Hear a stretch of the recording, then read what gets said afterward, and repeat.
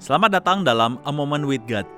Kiranya setiap kita menikmati momen indah bersama Tuhan melalui firman-Nya yang membawa kita mengalami sukacita dan pengharapan di dalam Kristus Yesus. Let us take a moment with God.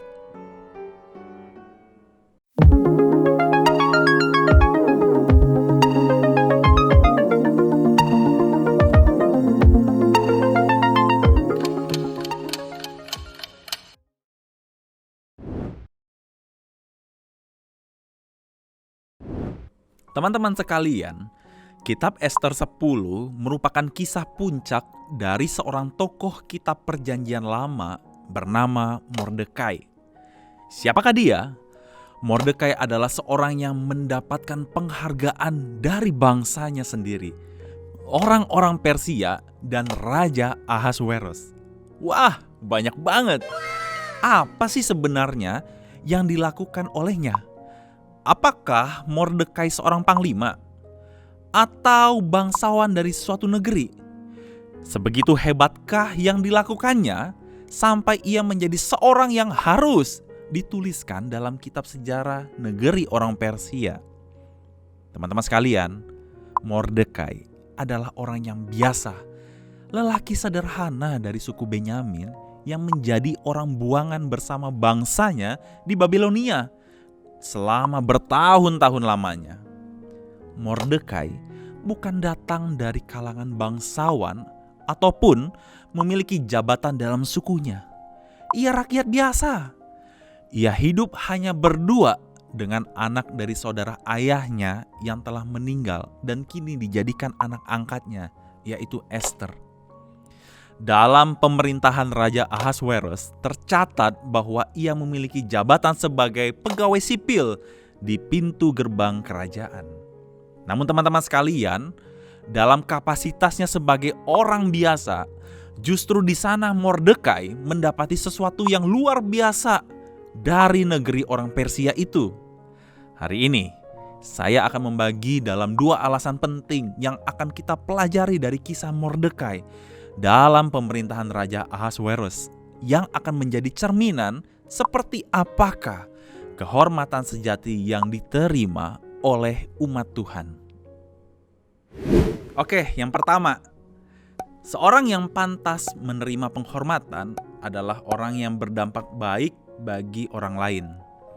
Pada saat itu, Mordekai dan bangsanya hendak dibantai oleh Haman, pemimpin pasukan Persia. Kalau kita perhatikan alasan Haman ingin menghabisi para orang Israel, sesungguhnya hanya karena Mordekai di antara para pegawai kerajaan, ia tidak mau berlutut sujud kepada Haman.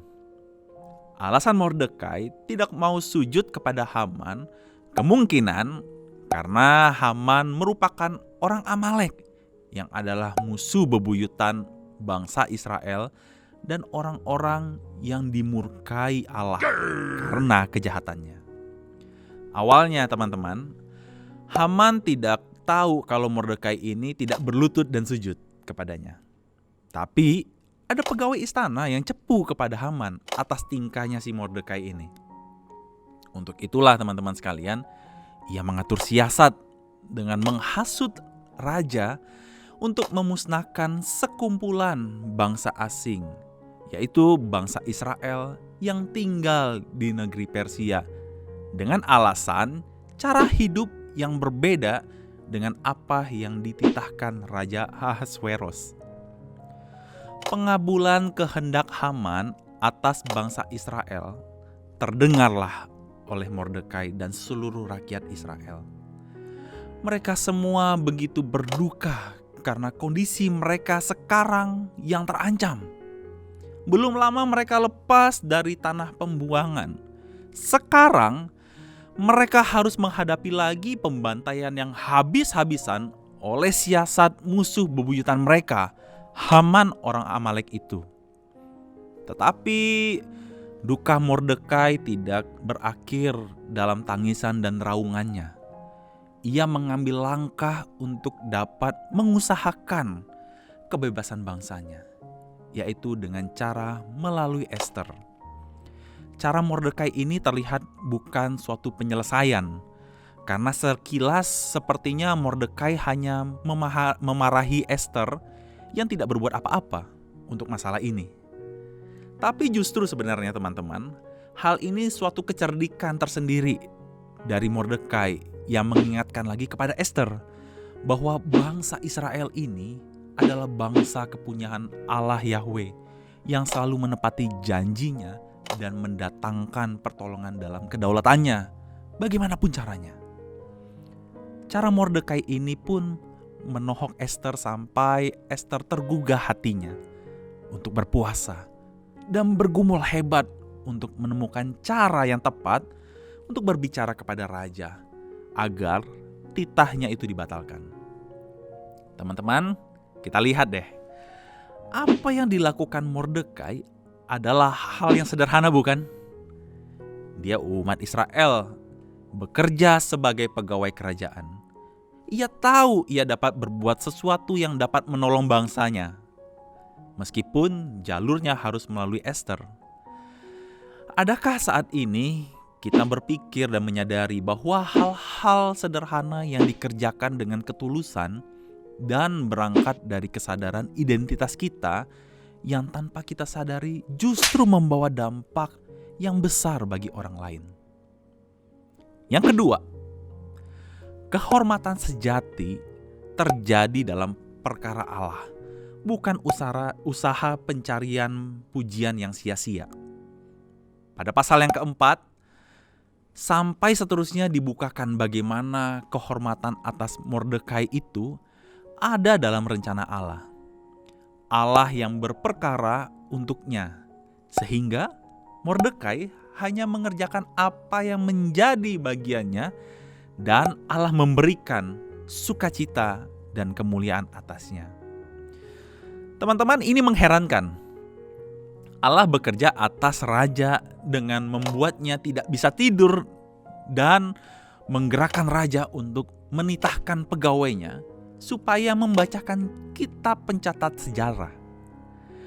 Dari sanalah raja baru mengetahui ada sosok Mordekai yang pernah menolongnya selamat dari pembunuhan berencana dari para sida-sida. Maka dari situlah perekaan jahat Haman berganti dengan rencana raja yang baik atas Mordekai. Kalau kita perhatikan di pasal ke-6, saat raja menanyakan kepada Haman, kehormatan dan kebesaran apakah yang dianugerahkan kepada seorang yang pantas dihormati raja? Haman dengan kesombongan dirinya sudah menganggap bahwa Raja Ahasweros pasti sedang membicarakan dirinya. Tapi teman-teman, tepat saat itu juga Haman menjadi malu sekali karena sesungguhnya Mordekai lah yang mendapatkan kehormatan dari raja. Ditambah lagi Haman sendiri harus mengurusi pemberian kehormatan kepada Mordekai. Aduh, kasihan banget ya. Haman sudah kalah telak. Allah benar-benar menunjukkan pertolongannya kepada umatnya. Penglihatan raja dicerahkan oleh Tuhan dengan memakai Ester untuk melihat siapakah yang sebenarnya berlaku jahat dalam kerajaan itu. Akhirnya Haman pun mendapatkan ganjarannya, teman-teman. Dengan tiang penyulang yang ia buat bagi Mordekai, dengan itu pula ia mati. Bisa kita lihat setelah itu perihal tentang pembantaian atas Israel itu semuanya dibatalkan oleh Raja Ahasweros. Justru raja memberikan kewenangan kepada Mordekai untuk melakukan apa saja yang dipandangnya baik untuk bangsa Israel di negeri Raja Ahasweros ini. Mordekai dipakai Allah untuk memenuhi sekali lagi janji penyertaan Allah atas nama umatnya. Allah sekali lagi membawa mereka dari sorrow to joy, dari duka yang hebat kepada sukacita yang luar biasa. Teman-teman sekalian, kedaulatan Allah itu tidak ada satu orang pun yang dapat menebaknya atau mengetahuinya. selama kita hidup lekat dengannya dan mengerjakan bagian kita, Dia yang akan berperkara jauh melebihi yang terbayangkan oleh kita. Kehormatan dan puji-pujian orang lain adalah sebuah anugerah dari Allah bagi orang yang benar, bukan orang yang hidup bagi dirinya sendiri. Mari dengan maksimal mengambil bagian yang telah Allah tetapkan bagi kita untuk mengerjakan rencana Allah di dunia ini, menghadirkan joy, bukan sorrow. Sampai suatu saat nanti kita berjumpa dengan Allah untuk mendapatkan kemuliaan yang dari Allah sendiri. Amin. Tuhan Yesus memberkati kita sekalian.